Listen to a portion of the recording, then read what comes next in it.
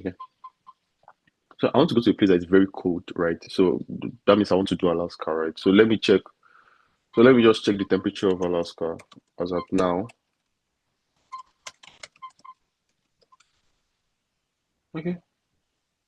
Okay, so Alaska is 8 degrees Celsius. So let's say yeah, I want something that is very, very cool. So I click on Alaska, and so this is University of Alaska Fairbanks. So I can click on it, and so places like this now, you have snow already by this time, even though we are still in the middle of summer or fall. So like there's snow by this time already. So see, engineering, they have science and technology, medicine. Okay, medicine, they don't have a doctorate degree. So this is just to help you streamline your search, right? And if you want somewhere that is less cold, so let's pick like my state, Arkansas. Yeah, Arkansas is 26 degrees Celsius. 26, yeah, 26 degrees. So it's not cold, everywhere is just cool. And yeah, you can easily just come here. Sorry.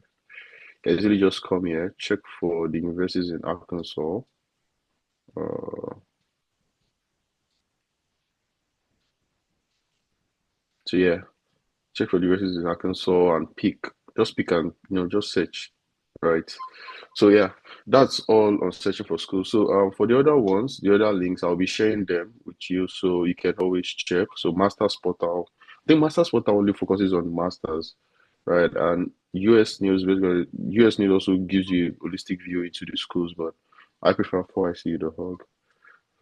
Okay, so sending out emails. So yeah, so this is another step into your grad school journey. Like I mentioned last week, you must really like sending out emails. Like you need to get used to it. So first thing is setting up your email. Now I discovered that so many people want to be very, very ironically, so many people want to be very, very creative with their email. So for example, somebody like me, Ayoinde Alashe, want to say, okay, Ayo sexy 457 at gmail.com. When it comes to this kind of journey, you don't need those kind of emails. You need to make it as official as possible, like very, very official as possible. For example, I use ayorinde.alashe at outlook.com. You can decide to open your own to be ayorinde.alashe at, no, no use my name, but your first name dot last name at gmail.com. Do you get that kind of thing? So, because you don't want to put yourself in a position where the lecturer sees your email and be like, is this person even serious at all? Or you don't even want a situation whereby, because so many of these schools they have protective systems, and once they receive some kind of emails from some kind of emails, so when I mean emails, receiving some kind of email content from some kind of email addresses, it automatically sends it to spam. Do you get? And so many of those lecturers definitely they are old people. Yeah, I mean old people, fairly old people, and anything that is looking at spam, they don't care. Like they will not even look into it at all. So why cancel your chances even before you even start applying? Do you get? So use a very, very nice email. Use something very, very moderate. Your first name, the last name with a number is fine.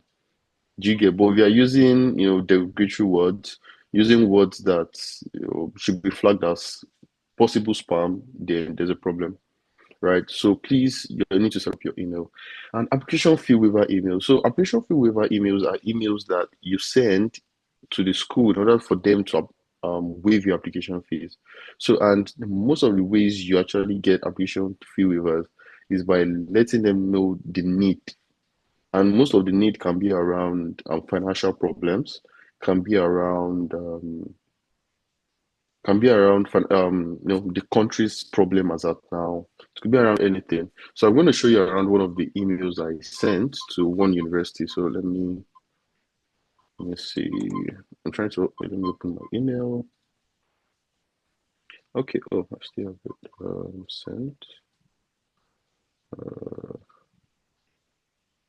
Okay, so send.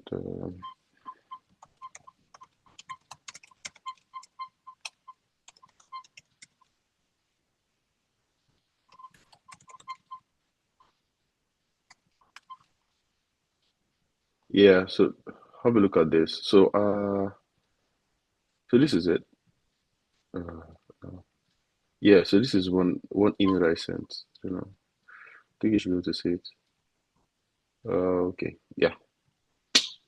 So yeah, this was one email I sent. Um, no.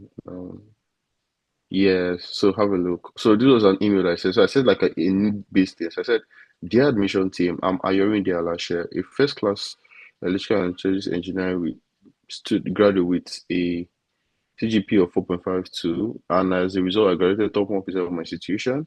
Having checked through the requirement of this prestigious university and research carried out in this with my aligned interest, with my research interest, therefore, the application fee is the only obstacle preventing me from achieving my dreams of studying at this prestigious university for a graduate program.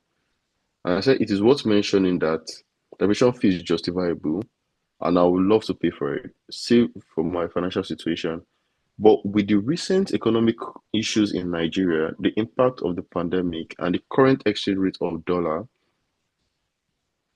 and unfortunately, yeah, so yeah, it felt like a light year, but I really did not lie because as at that time, CNN, BBC were always talking about the floodings that happened in Benue. And so it was like, oh, the whole Nigeria thing. So, and all of them were watching. So I used it to my advantage. I said, oh, and unfortunately, my family, blah, blah, blah, blah, has just right now it's once a day. And so it was so touchy. And, okay, so they created a case number for me. I said, oh, thank you for your interest in our program. In response to your email, okay, please email a PDF of your official or unofficial transcript and a paragraph on why USC is a good fit for you. A paragraph on your research experience and one three family faculty members you'd like to work with.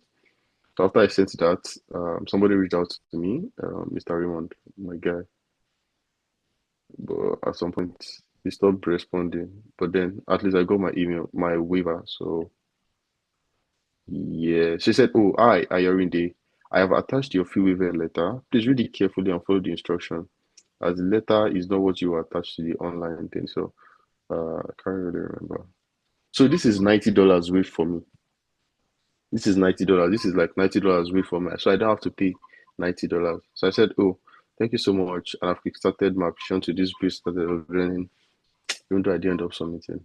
But yeah, these are things that you would like to do. Reach out to these schools, get waivers. Don't go and spend $125 on a school that is something that you're not sure about if they'll give you funding or any if they'll give you scholarship or something. You don't want to put like your money like considering the Nigerian exchange rate, but I don't know how rich you are, but I feel like there are some kind of funds that you actually like keep for later because you need it later, like very much later.